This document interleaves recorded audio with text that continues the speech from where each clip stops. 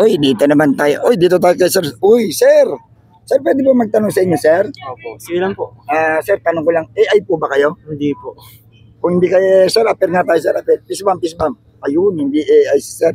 Sir, kung hindi ko kayo AI, eto na lang, sir, tanongin ko po kayo.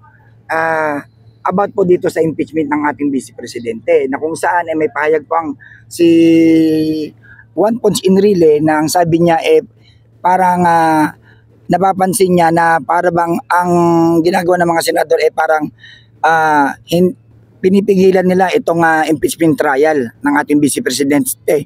Ngayon, kung tatanungin kita, sir, ikaw po ba ay pabor ka ba na ibasura na lang o kailangan ituloy itong impeachment trial?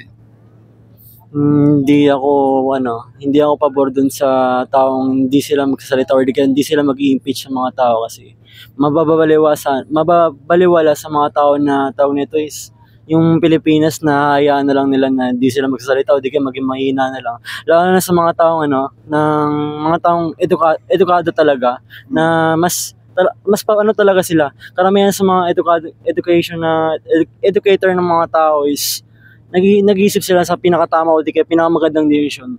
Pero sa mga syempre sa ibang tao di kaya nasa parang dyan lang, iniisip nila is siguro okay lang o hindi, bahala na o hindi. Pero sa mga tao talaga nag-iisip talaga para sa kinabukasan talaga ng bansa natin o di kaya syempre sa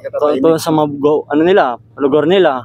Gusto nila maunlad, tapos syempre umangat din yung nila, yung parang pamumuhay nila, tapos yun lang. So, kayo po ay pabor na ituloy ang impeachment trial? Nako, salamat po, sir. Sir, isang peace bump pa ulit, sir. Baka AI ka talaga. Hindi kayo AI, sir? Hindi po. Ay, salamat po, sir.